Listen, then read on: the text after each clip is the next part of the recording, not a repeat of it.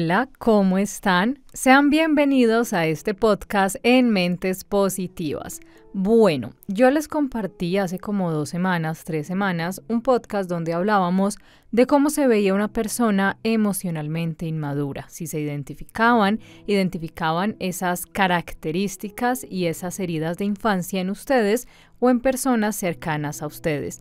Muchos me dijeron que sí se identificaban, que deseaban una segunda parte. Y bueno, como sus deseos son órdenes, acá les comparto la segunda parte de las características de una persona emocionalmente inmadura y que tiene heridas de infancia aún sin resolver. Comencemos. Les gusta ser el centro de atención. Como los niños, la gente emocionalmente inmadura, por regla general, acaba siendo el centro de atención. En los grupos, la persona emocionalmente más inmadura suele acaparar el tiempo y la energía del grupo. Si los demás lo permiten, la atención del grupo entero se dirigirá hacia ella, y una vez que esto ocurre, es difícil redirigir el interés. Para que cualquier otro componente tenga la oportunidad de hablar, alguien tendrá que forzar abruptamente una transición, y eso es algo que mucha gente no se atreve a hacer.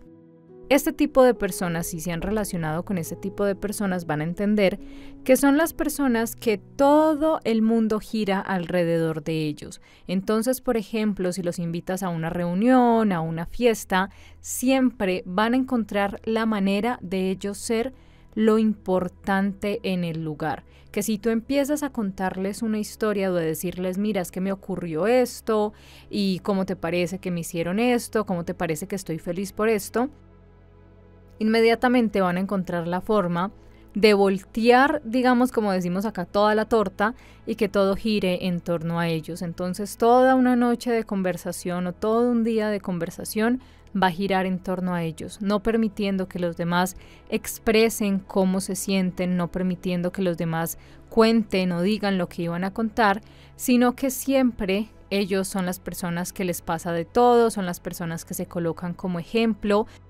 Si bien es cierto que cuando hablamos con otras personas nos colocamos como ejemplo, porque listo, cada uno es la persona que mejor se conoce, también lo es que en una buena comunicación se habla, se escucha, se reciben ideas y se dan ideas. Con este tipo de personas emocionalmente inmaduras, esto no sucede. Cabría preguntarse si no se trata sencillamente de personas extrovertidas, pero en realidad no lo son. La diferencia está en que la mayoría de las personas extrovertidas suelen sumarse con facilidad a un cambio de tema.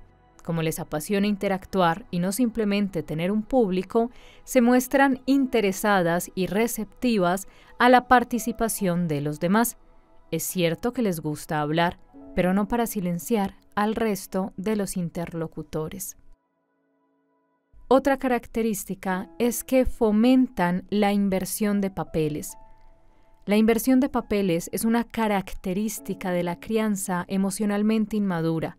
En este caso, el padre o la madre se dirigen al niño como si el padre fuera él. Estos padres que te dicen, ponte en mis zapatos, ponte en mi lugar, entiéndeme, y es muy importante ser consciente que un niño no ve el mundo de la misma manera como la ve un adulto. Por eso es imposible que lo entienda. Lo que buscan es que esperan recibir de su hijo atención y consuelo. En ocasiones invierten los papeles y esperan que su hijo sea su confidente, incluso en asuntos de mayores. El progenitor que habla de sus problemas matrimoniales con sus hijos es un ejemplo de esta clase de inversión. Otras veces puede que los padres esperen que sus hijos los elogien y se alegren por ellos, como un niño esperaría de sus padres. Una chica con la que trabajé, llamada Laura, recordaba cómo su padre se había ido de casa con otra mujer, dejándola a ella sola, que no tenía entonces más que 8 años, al cuidado de su madre que sufría de depresión grave. Un día, el padre fue a recoger a Laura en su descapotable nuevo, eufórico con su nuevo juguete. Esperaba que ella compartiera su entusiasmo. sin pararse a considerar ni por un momento el contraste entre la exuberancia de su nueva vida y la desolación en la que vivía Laura con su madre, a la que él había abandonado. Este es otro ejemplo de un padre que esperaba que su hija adoptara una actitud casi parental, una actitud de aprobación a pesar de haberla maltratado en el pasado.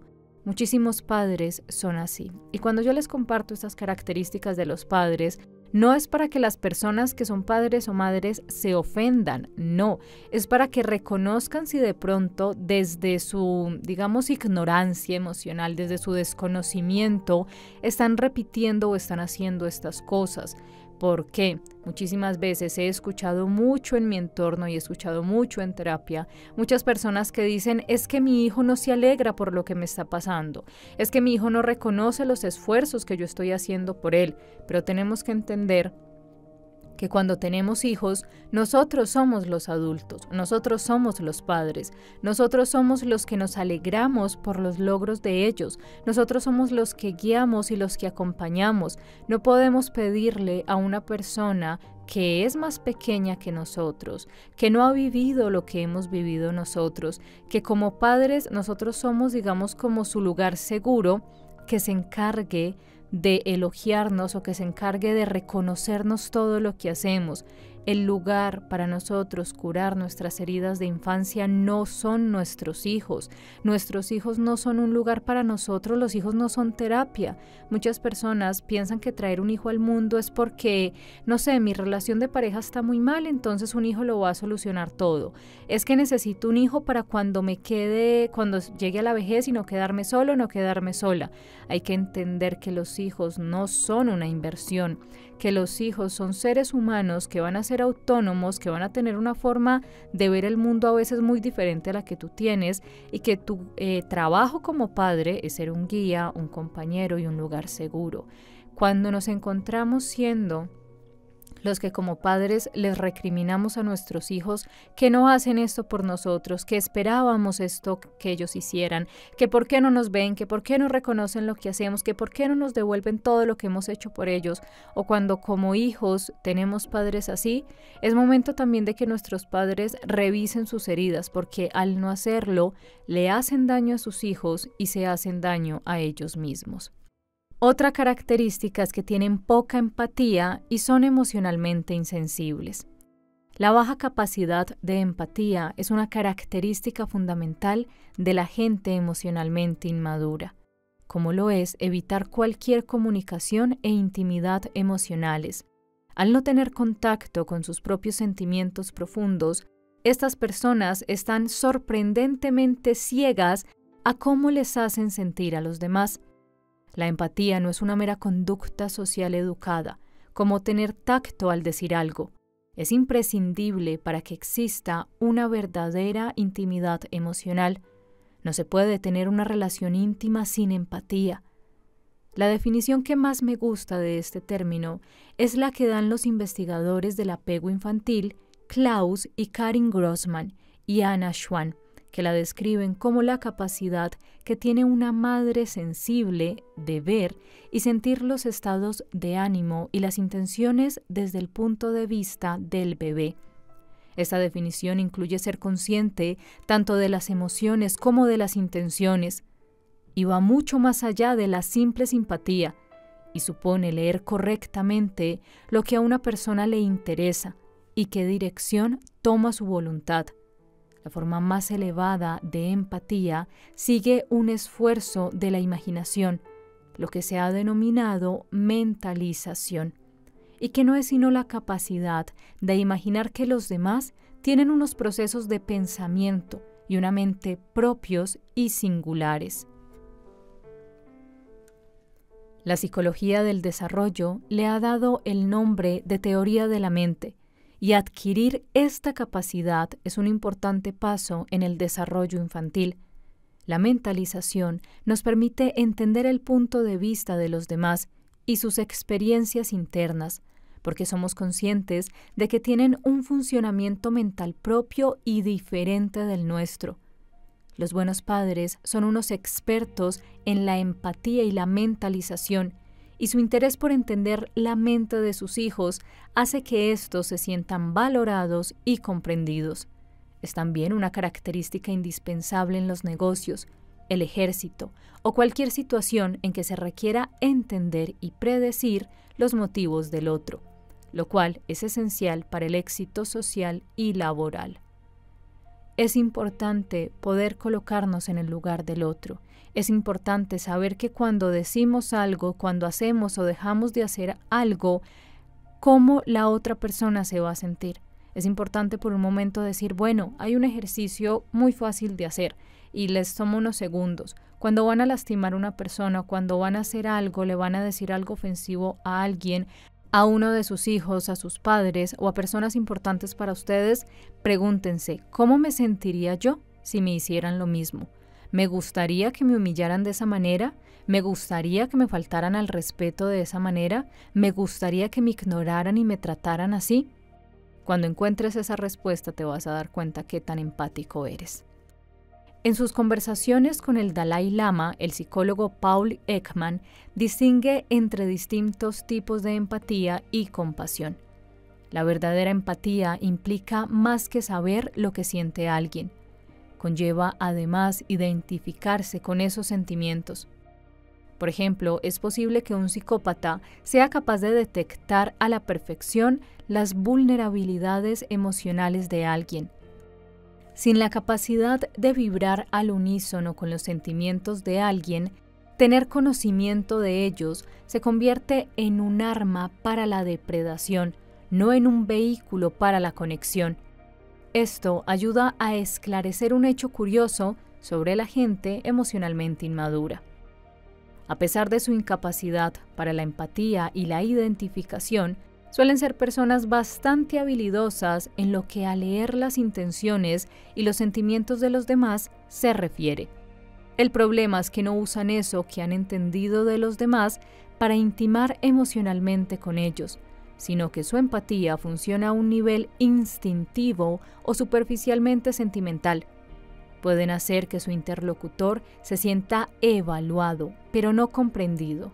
Son estas personas que digamos que te llegan a conocer tanto, que están todo el tiempo como hipervigilantes de tu reacción. Es que eso no te gusta, es que yo sé cuando te enojas, es que yo sé cuando quieres hacer algo y no lo dices, es que yo sé cuando algo te molesta, pero no utilizan eso para cambiar. No utiliza ese conocimiento que digamos adquieren sobre las emociones de los demás para decir, ok, me doy cuenta que esa persona cambia de actitud, se siente mal cuando yo hago esto, para decir voy a cambiar, voy a mejorar la forma en la que me comporto para no causarle daño al otro, sino que lo utilizan como un arma de manipulación. Es que tú te enojas cuando yo hago esto.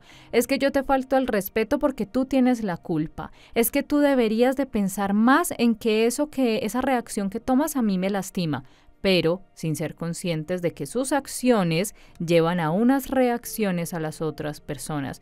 Estas personas simplemente, como se sienten a veces en ocasiones el centro de todo y piensan que es que sus heridas son las importantes, sus sentimientos son los importantes y los de los demás simplemente son como que pasan a un segundo plano, no utilizan ese conocimiento que adquieren de los demás para mejorar, sino que lo utilizan lastimosamente para causarle más daño a las personas que están a su alrededor. La falta de verdadera empatía es indicio de falta de desarrollo personal. Para que los padres puedan imaginar con exactitud qué sienten sus hijos, deben haberse desarrollado a nivel personal lo suficiente como para darse cuenta de sus propias emociones.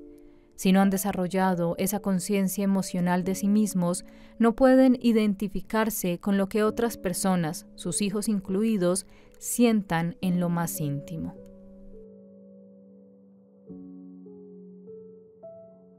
¿Por qué hay tantos progenitores emocionalmente inmaduros?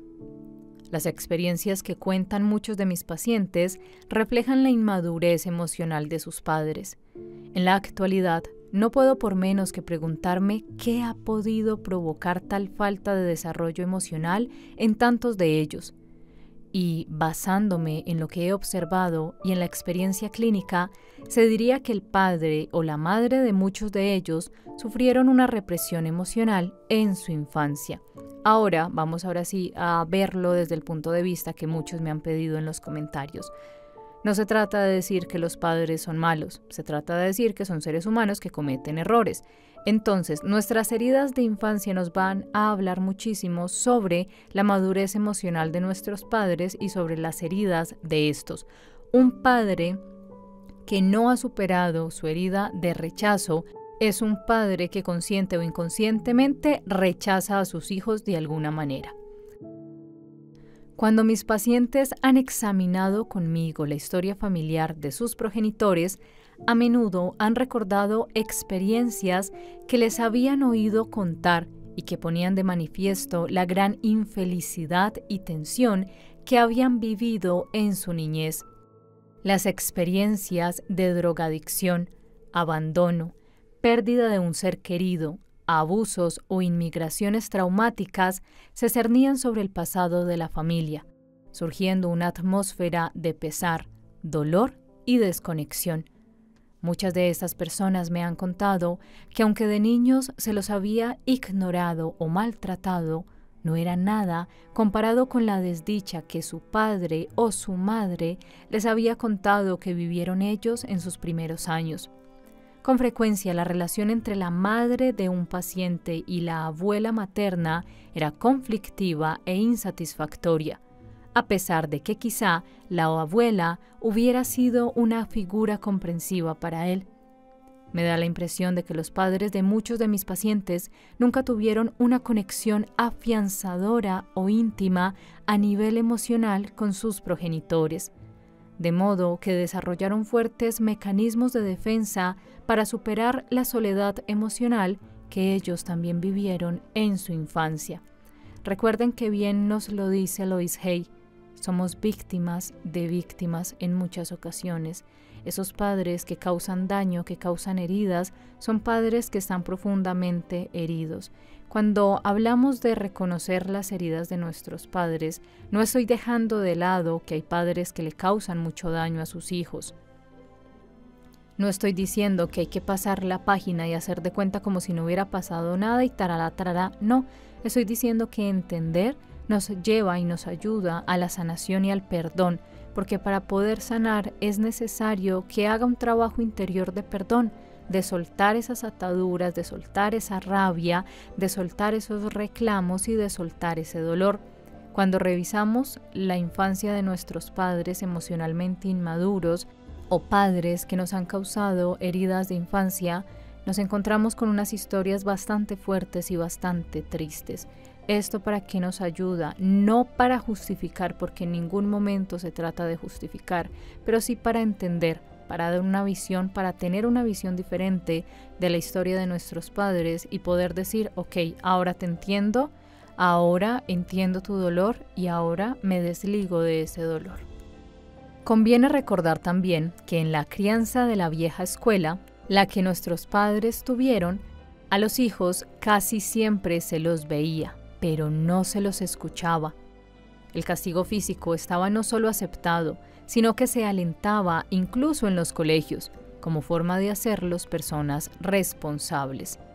Para muchos padres, el proverbio bíblico, quien no usa la vara no quiere a su hijo, quien lo ama a tiempo lo corrige, formaba parte de la sabiduría popular. No les preocupaba lo que el niño pudiera sentir. Tenían la idea de que criar a los hijos era enseñarles a comportarse. Hasta 1946 no popularizaría el pediatra Benjamin Spock en su célebre libro Tu hijo, la idea de que los sentimientos y la individualidad del niño eran factores importantes que se debían tener en cuenta, además de los cuidados físicos y la disciplina. En las generaciones anteriores a este cambio, la crianza solía fijarse en la obediencia como señal infalible del buen desarrollo del niño, en vez de plantearse ayudarlo a tener seguridad emocional e individualidad. En los siguientes relatos podrás ver los efectos transmitidos de generación en generación que tuvo en mis pacientes aquella crianza de la vieja escuela. La historia de Eli. Ellie, la hija mayor de una familia numerosa, recuerda a su madre, Trudy, como una mujer generosa, pero dura como una piedra. Trudy participaba con tesón en las actividades de la iglesia y de la comunidad, y tenía reputación de persona amable y caritativa, pero en lo que a los sentimientos de sus hijos se refería, era totalmente insensible. Ellie solía tener pesadillas y se agarraba a un pequeño animalito de peluche para tranquilizarse. Una noche, cuando tenía alrededor de 7 años, su madre le quitó aquel peluche que le servía de consuelo y le dijo: «Se acabó, voy a deshacerme de él, ya eres demasiado mayor para esto». Cuando ella le suplicó que se lo devolviera, su madre le contestó que no fuera ridícula. Aunque a nivel físico siempre cuidó bien a Ellie, no se dejó conmover por el apego emocional de su hijo a su juguete más querido. Ellie estaba muy unida también a un gato que llevaba con la familia desde que era muy pequeña. Un día, al volver del colegio, su madre le dijo que se había deshecho del gato porque había hecho sus necesidades dentro de la casa. Ellie se quedó desolada, pero como su madre le diría años después, «Nos importaba un comino cómo te sentías. Lo único que hacíamos era darte un techo». ¿Cuántas veces ustedes han escuchado esto de sus padres? Que cosas que para ellos eran insignificantes, para ustedes como niños eran importantes. Un juguete, una mascota, algo que a ustedes les gustaba o que era importante. Y sus padres, en su visión de adultos que se desconectaron del niño que fueron, simplemente ahora cuando eres un adulto y les dices es que me doy cuenta que esto está mal, porque en ocasiones, así tengas la edad que tengas, te siguen tratando como si tuvieras 5 años y te siguen faltando al respeto y en ocasiones hasta te golpean. Y tú les dices, no, ya, es que me doy cuenta que es que esa no es la forma de tratarme, es que me doy cuenta que me causaste daño. ¿Cuál es la justificación de esos padres? Uno, o te dicen, es que usted no sabe lo que es el sufrimiento, yo sufrí peor con mis padres, o simplemente le faltó techo, le faltó comida, entonces ¿de qué se está quejando? ¿Cuántas veces hemos escuchado eso? Y si como padres hemos cometido ese error de decir, es que mis padres fueron más duros, entonces yo con mis hijos no me voy a poner a ser blandito, bueno, están a tiempo de corregirlo. Si desean sanar y si desean no crear más heridas en sus hijos, están a tiempo de corregir eso. Los efectos más graves de la represión emocional. Es obvio que los padres emocionalmente inmaduros fueron también niños en un tiempo, y es posible que de niños tuvieran que reprimir muchos de sus sentimientos más profundos para que a sus propios padres les pareciera aceptable su comportamiento. Es muy probable que en su infancia la madre de Ellie se encontrara a su vez con una gran insensibilidad. Mucha gente emocionalmente inmadura sufrió una excesiva poda en sus primeros años de vida y tuvo que crecer sometida a unos límites de aceptabilidad muy restringidos. La personalidad de esta gente está atrofiada. Son como bonsáis, obligados a una forma de crecimiento antinatural. Como tuvieron que doblegarse para cumplir con las imposiciones de sus familias, no pudieron desarrollarse en espontaneidad y ser las personas integradas y naturales que hubieran podido ser. Es posible que a muchas personas emocionalmente inmaduras no se les permitiera de niños explorar y expresar sus sentimientos y pensamientos lo suficiente para desarrollar un sentimiento fuerte de yo y de identidad individual. Esto prácticamente les impidió conocerse a sí mismas y las incapacitó hasta cierto punto para intimar emocionalmente. Sin tener una noción básica de quiénes somos como personas, no podemos relacionarnos emocionalmente con los demás a un nivel profundo. La interrupción de ese desarrollo personal provoca además trastornos de la personalidad más graves, que son comunes entre la gente emocionalmente inmadura, como se indica en este capítulo. Este tipo de personas suelen ser personas inconsecuentes y contradictorias. Acá van a conocer más características de personas con heridas de infancia que no han superado, de personas emocionalmente inmaduras. En vez de tener un sentimiento bien integrado de quiénes son, las personas emocionalmente inmaduras se parecen más a una amalgama de partes diversas tomadas de aquí y de allá, muchas de las cuales no casan bien entre sí. Como tuvieron que reprimir partes importantes de sí mismas por miedo a la reacción de sus padres, sus personalidades se formaron a base de cúmulos aislados, como piezas de un rompecabezas que no encajan unas con otras. Esto explica sus reacciones incongruentes que las hacen tan difíciles de entender. Como probablemente no se les permitió expresar e integrar sus experiencias emocionales en la infancia, de adultas son personas emocionalmente incoherentes.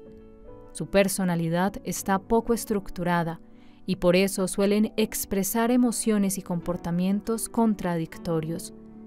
Entran y salen de los diversos estados emocionales sin darse cuenta en ningún momento de la incongruencia que manifiestan. Cuando son padres y madres, estos rasgos crean desconcierto emocional en sus hijos. Esta incoherencia se traduce en que como padres y madres, las personas emocionalmente inmaduras pueden mostrarse tiernas y cariñosas, o frías y distantes, dependiendo de su estado de ánimo. Sus hijos sienten fugaces momentos de conexión con ellas, pero no saben cuándo o en qué circunstancias sus padres son emocionalmente accesibles. Esto crea lo que en psicología se denomina una situación de recompensa intermitente, es decir, el niño tiene posibilidades de ver recompensados sus esfuerzos, pero es imposible predecir si llegará a ocurrir ni cuándo.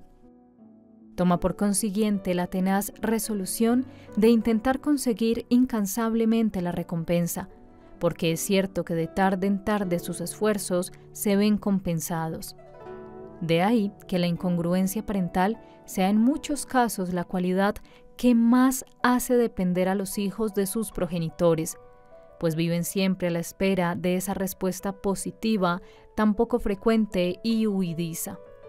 Hay muchas posibilidades de que criarse con un padre o una madre imprevisibles mine la sensación de seguridad de sus hijos y les haga vivir siempre en ascuas.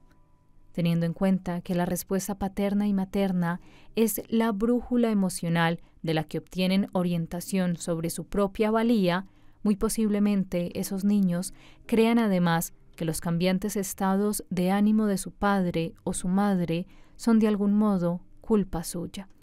Estos padres que todo el tiempo hay que estar revisando cómo se sienten. ¿Será que mamá amaneció de mal humor? ¿Será que papá hoy me va a abrazar al llegar del trabajo? Son niños que todo el tiempo están mirando de qué forma se comportan para no hacer molestar a sus padres, sin entender que en realidad eso no tiene nada que ver con ellos. Esto es un trabajo exclusivamente del padre o la madre que no se ha dado cuenta que sus heridas están ahora afectando a sus hijos. Se crean defensas que reemplazan al ser que son por naturaleza. En vez de aprender sobre sí mismas y desarrollar una individualidad fuerte y coherente en los primeros años de vida, las personas emocionalmente inmaduras aprendieron que ciertos sentimientos eran malos o estaban prohibidos.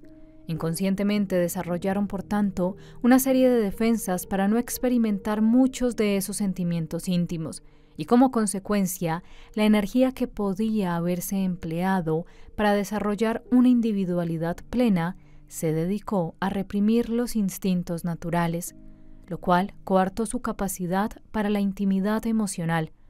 Al no conocer la magnitud de las limitaciones que sufrió el desarrollo emocional de sus padres, muchos hijos de personas emocionalmente inmaduras piensan que debe de haber un ser auténtico y plenamente desarrollado oculto en el interior de su padre o su madre, su verdadero yo, con el que podrían contactar si ellos les dejaran. Y esto ocurre especialmente si en ocasiones el progenitor se muestra afectuoso o atento. Me contaba una mujer: de mis padres solía quedarme con la parte que me gustaba y hacía como que esa era la parte real. Solía decirme a mí misma que esa parte buena al final un día vencería, pero nunca ocurrió. También solía hacer como que las partes de ellos que me hacían daño no eran reales, pero ahora me doy cuenta de que todo es real. Muchísimas veces cuando somos niños nos resistimos a ver a nuestros padres como, no digamos, digamos malas personas entre comillas, como personas que disfrutan causándonos daño, como personas que nos ven llorar y que ven que sus acciones causan un daño emocional en nosotros. Entonces en ocasiones tenemos esta falsa fantasía sanadora. Es que mamá sufrió mucho cuando era niña, pero yo sé que dentro de ella hay algo muy bueno, así me cause mucho daño. Más adelante les voy a compartir un podcast hablando sobre esas fantasías sanadoras y cómo esas fantasías sanadoras pueden hacer mucho daño a la persona. Cuando las defensas que se ha ido creando una persona forman ya parte integral de su personalidad, son igual de reales que una cicatriz en alguna parte del cuerpo. Es cierto que originalmente no existía en ese lugar, pero una vez que se ha formado, puede no desaparecer nunca. Esa clase de limitaciones acaban siendo una parte sustancial de la personalidad de muchos, que puedan o no llegar a ser más auténticas y a relacionarse más profundamente a nivel emocional, dependerá mucho de su capacidad para reflexionar sobre sí mismas. La gente se pregunta si sus padres tienen alguna posibilidad de cambiar. Como digo, eso depende de si estos están dispuestos a reflexionar sobre cómo son y cómo se muestran, lo que constituye el primer paso para cualquier cambio. Desgraciadamente, si los padres no muestran interés en darse cuenta del impacto que tienen sobre los demás, no tendrán el empuje para mirarse a sí mismos, y sin esa reflexión no hay manera de cambiar. Por más que ustedes le digan a sus padres: mira, es que esto que haces es dañino para ti, para mí. Por más que ustedes en ocasiones les envíen libros, les envíen conferencias, les regalen terapias, porque conozco muchos hijos que están en su proceso de sanación. Entonces, digamos, en su esperanza de que sus padres pues también despierten, lo que hacen es que te contactan para una terapia y te dicen: es que yo hice esta terapia, me ayudó y quiero que mi padre también la haga, quiero que mi madre también la haga. O aprenden algo que les ayuda a sanar sus heridas y van y le dicen a su padre: mira, haz esto, mira, y el padre pues los recibe con un bloqueo y no les presta atención o les dice: eso es una estupidez, eso no sirve para nada. Y allí es donde vuelvo y les repito: la sanación es un proceso personal, no podemos obligar a la gente a sanar. Muchas veces las personas te dicen: es que yo me siento un poquito egoísta, porque yo estoy sanando, yo estoy entendiendo muchas cosas, pero veo a mi padre o veo a mi madre todavía prisionero, entre comillas, de sus heridas y que eso le está causando daño y que no cambia la relación conmigo. O muchas personas dicen: es que yo sé que si mi padre entiende lo que yo estoy entendiendo, la relación va a cambiar. O yo no me siento dispuesto, todavía listo para sanar hasta que mi padre o mi madre sane. Allí es donde hay que entender que no podemos obligar a las personas a sanar. Eso es algo personal. Hay personas que, si lo vemos como un propósito de vida, parte de esas heridas pues les van a enseñar algo. Y hay también personas que se acostumbran y dicen: es que yo soy así. Niegan el pasado y dicen: es que lo que hice lo hice con buena intención, así te hayan abandonado, rechazado, humillado, traicionado, así hayan sido injustos contigo, así te hayan golpeado, así hayan hecho muchas cosas. Hay padres que simplemente dicen: no, yo soy así y ya, y no voy a cambiar, y vaya usted con sus cosas de sanación a otro lado. Y allí es donde tenemos que tomar la decisión de colocarnos como prioridad y entender que el amar también es comprender y aceptar al otro como es. Y obvio, y ojo, porque aceptar al otro como es no significa que me voy a dejar seguir maltratando y voy a seguir dejando que barran conmigo. Es también tomar una sana distancia y entender otra vez que uno no puede obligar a las personas a sanar. Uno no puede ir repartiendo la sanación como vacuna. Cada quien se debe de acercar y cada quien debe de decir, ok, tomo la decisión de desprenderme de esas heridas, pero si la otra persona no quiere, allí es donde tenemos que decir, bueno, voy a seguir pegado a algo que me hace daño o por fin me voy a encargar de mí. Un desarrollo incompleto se traduce en limitaciones emocionales. A pesar de reaccionar de una forma tan vehemente, las personas emocionalmente inmaduras tienen una relación paradójica con las emociones. Cualquier situación puede provocarles emociones manifiestas, pero tienen miedo de sus sentimientos más auténticos. No es de extrañar que sea así si crecieron en un ambiente familiar que no las ayudó a entender sus emociones o que incluso la castigó por expresarlas. Por eso, cuanto antes consiguen sortear lo que sienten o pasar por encima de ello, mejor. El mundo de las emociones profundas les parece extremadamente peligroso. Temen los sentimientos. En su infancia, a muchas personas emocionalmente inmaduras se les enseñó que la expresión espontánea de ciertos sentimientos era una vergonzosa infracción de las costumbres de la familia. Aprendieron que expresar o hasta experimentar aquellos sentimientos profundos podía ser motivo de vergüenza o castigo. Y de ello nace lo que la investigadora Lake McCaulon y sus colegas psicoterapeutas han denominado fobia al afecto. Una vez que aprendieron a relacionar sus emociones más personales con reprimendas por portarse mal, ya no podían permitirse admitir lo que sentían, menos aún los sentimientos relacionados con la intimidad emocional.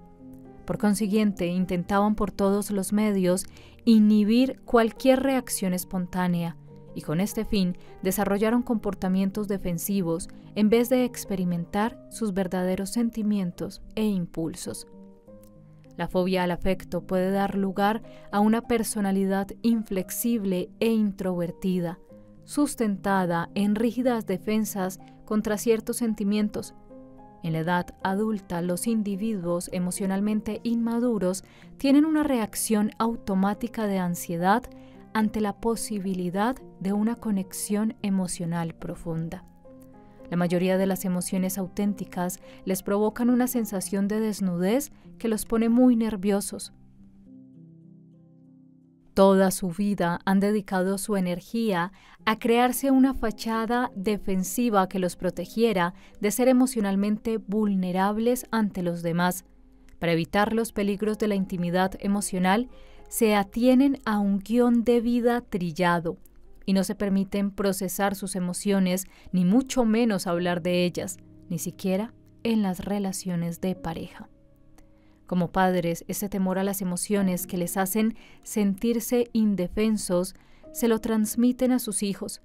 En este tipo de familias, el dicho de «ya te daré yo motivos para llorar» es una respuesta habitual al niño desconsolado. Muchos hijos de padres que padecen esta fobia a las emociones desarrollan el temor a que si empiezan a llorar no pararán nunca, lo cual proviene de que nunca se les permitió descubrir que el llanto termina por sí solo de un modo natural cuando lo dejamos expresarse plenamente. Como se criaron con unos padres que por su fobia a las emociones les cortaban por lo sano las expresiones de tristeza o malestar, nunca tuvieron ocasión de conocer el ritmo natural de un episodio de llanto y cómo poco a poco se va aplacando.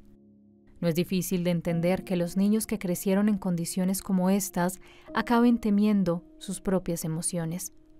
Lo peor es que pueden acabar asociando con la ansiedad incluso sentimientos positivos como la alegría o el entusiasmo.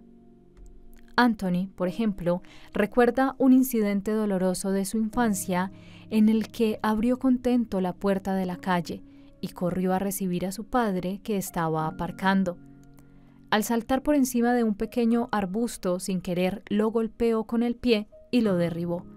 En vez de apreciar las muestras de afecto de Anthony, su padre le dio una paliza.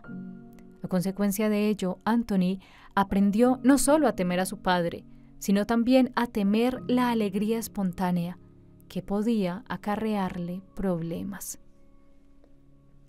¿Cuántas veces somos esa persona o hemos conocido personas que temen expresar sus sentimientos? Personas que aún dentro de una relación de pareja no se permiten abrirse, no se permiten llorar, no se permiten decir abiertamente: estoy muy feliz, esto me duele, esto no me gusta, esto me causa dolor, sino que reaccionan de una manera impulsiva, de una manera que es o lastimando con palabras ofensivas al que de pronto se está metiendo en su nido o en su cueva emocional, o alejándose o simplemente ignorando. ¿Cuántas veces cuando éramos niños recurrimos al llanto, recurrimos a los gritos o recurrimos a un estado emocional así súper fuerte para hacerle ver a nuestros padres que los queríamos o que nos importaban? ¿Y cuántas veces eso se reprimió? ¿Cuántas veces fuimos reprimidos como niños por expresarnos naturalmente? Si tu respuesta es varias veces, muchas veces, ahora examina en tu vida de adulto y en tus relaciones cómo estás repitiendo ese patrón. Dan prioridad a lo físico en vez de a lo emocional. Los padres emocionalmente inmaduros pueden ser muy competentes a la hora de atender las necesidades físicas y materiales de sus hijos. En lo que alimentación, techo y educación se refiere, tal vez les ofrezcan todo cuanto necesitan. Pero cuando se trata de cuestiones físicas tangibles o relacionadas con cualquier actividad, muchos de estos padres se encargan personalmente de que sus hijos disfruten de todas las ventajas que su posición económica les permita.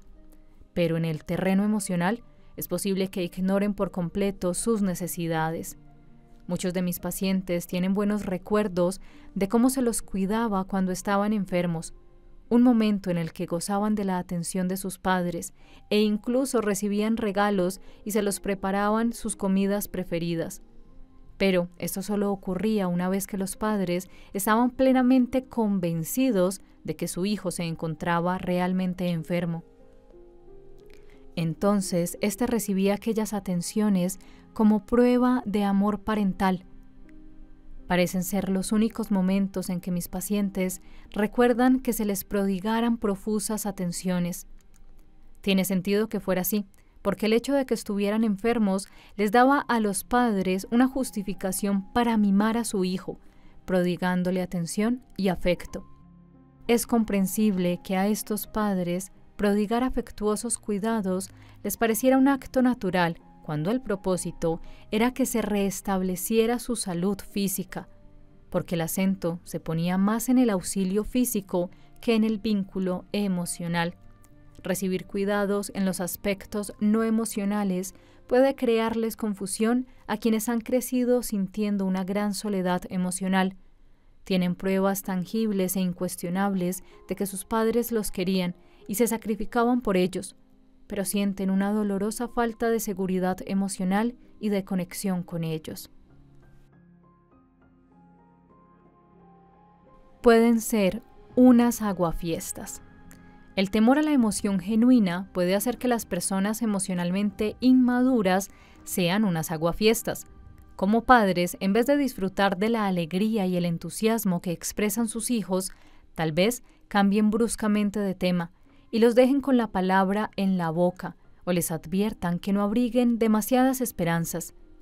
En respuesta al apasionamiento de su hijo, es posible que hagan algún comentario desdeñoso o escéptico para bajarles los humos. Cuando una mujer le contó a su madre lo contenta que estaba porque iba a comprarse su primera casa, su madre le dijo textualmente: «Sí, y luego encontrarás otra cosa por la que ponerte contenta». ¿Cuántas veces ustedes se han encontrado con ese muro frente a sus padres? Cuando ustedes van y les cuentan algo que para ustedes es importante y que les da orgullo y felicidad, ¿cuántas veces ellos simplemente han obviado o han hecho como si eso no importara? tienen emociones intensas, pero superficiales. A las personas emocionalmente inmaduras les desbordan con facilidad las emociones fuertes y manifiestan su malestar transmutándolo rápidamente en reactividad. En vez de sentir las cosas desde lo más hondo, reaccionan superficialmente. Pueden ser muy excitables a nivel emocional y mostrar un marcado sentimentalismo, tendiendo quizá a la lágrima fácil, o pueden inflamarse de cólera por cualquier cosa que no les guste. Podría parecer que ese despliegue de reactividad indica que son apasionadas y profundamente emocionales, pero su expresión emocional suele tocar la realidad de refilón, casi como una piedra lanzada a ras del agua que fuera dando botes, rozando apenas la superficie. En lugar de sumergirse en las profundidades, es una fugaz reacción en el momento teatral, pero no profunda. Al relacionarte con personas como estas, quizá veas que, debido a la extraña superficialidad de sus emociones, no te conmueve su malestar. Tal vez te digas que deberías sentir más compasión, pero a nivel emocional no puedes sintonizar con la exageración de sus reacciones. Y como reaccionan exageradamente tan a menudo, puede que aprendas muy pronto a desconectar de ellas por una simple cuestión de supervivencia emocional. Otra característica es que no tienen emociones encontradas.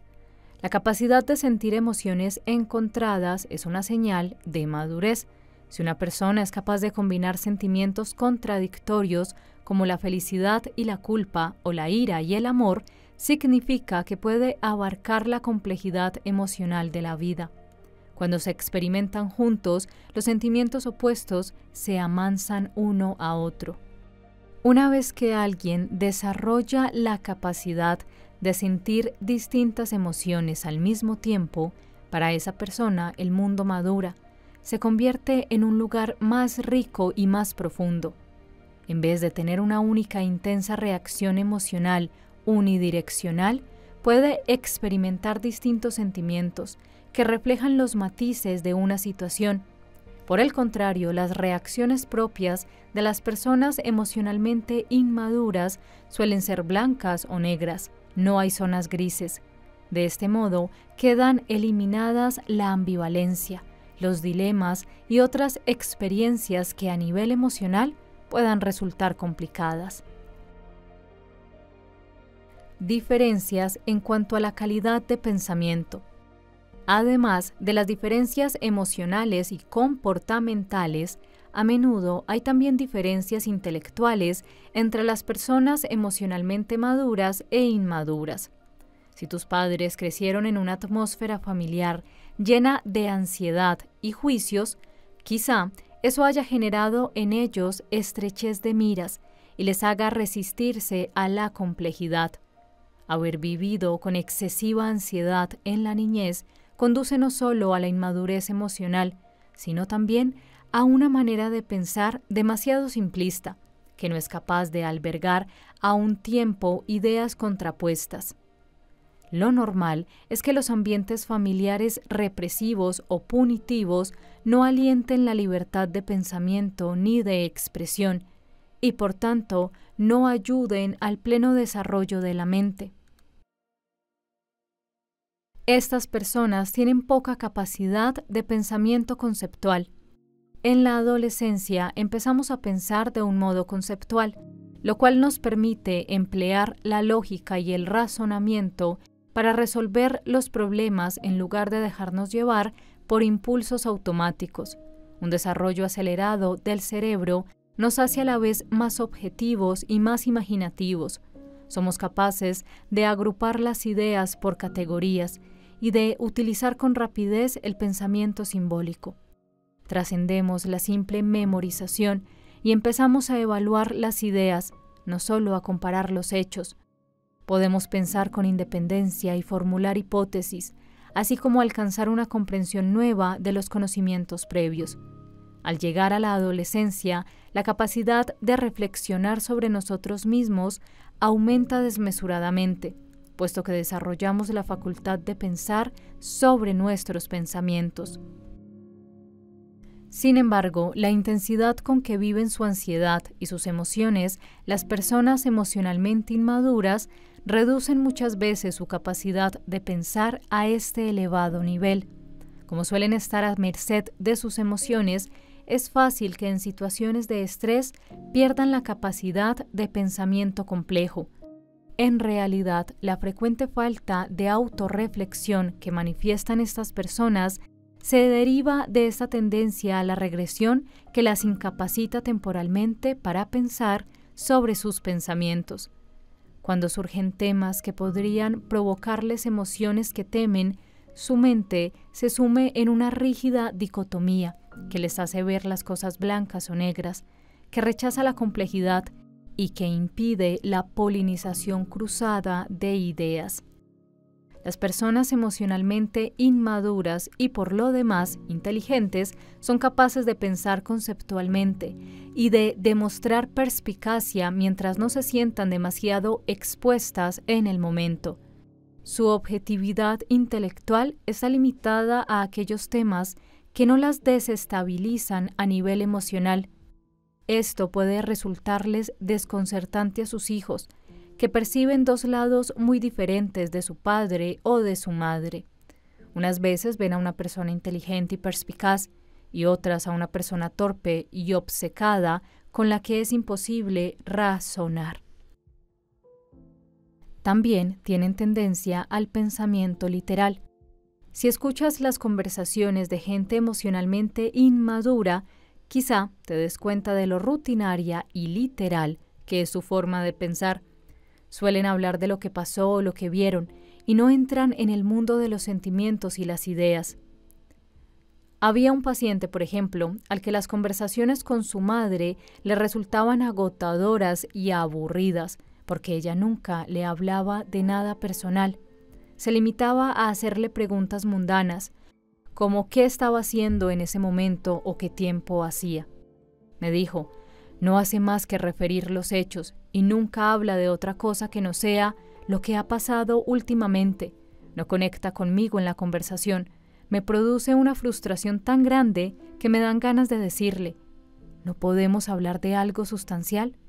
Pero no puede. Otra característica es que lo intelectualizan todo obsesivamente. Otro rasgo cognitivo de la gente emocionalmente inmadura es su tendencia a intelectualizarlo todo y a obsesionarse con ciertos temas. Y es curioso, en lo referente a estos temas son capaces de conceptualizar, no solo estupenda, sino excesivamente. Ahora bien, no emplean esa capacidad de conceptualizar para reflexionar sobre sí mismas o ser emocionalmente sensibles a los demás. Su preocupación por las ideas en sí los distrae de intimar a nivel emocional. Es posible que diserten sin fin sobre sus temas favoritos, pero no establecen una verdadera comunicación con la otra persona. Como consecuencia, puede resultar igual de difícil hablar con ellas cuando adoptan este papel de pensadores, tediosos por tomarse a sí mismos tan en serio. Aunque son capaces de conceptualizar en el momento en que comunican sus ideas, solo se sienten cómodos mientras todo se mantenga en un nivel impersonal e intelectual. Y bueno, esta ha sido la segunda parte. Espero que les guste, que hayan aprendido más características sobre las personas emocionalmente inmaduras, las personas que aún no han trabajado sus heridas de infancia. Y lo mismo, si se ven a ustedes mismos, no lo vean como algo para sentirse mal, culpables o acusarse. Véanlo como una oportunidad de ver qué es, valga la redundancia, lo que hay que sanar y lo que hay que mejorar. Muchas gracias por quedarse hasta el final. Nos vemos en otro video, nos escuchamos en otro podcast. Adiós.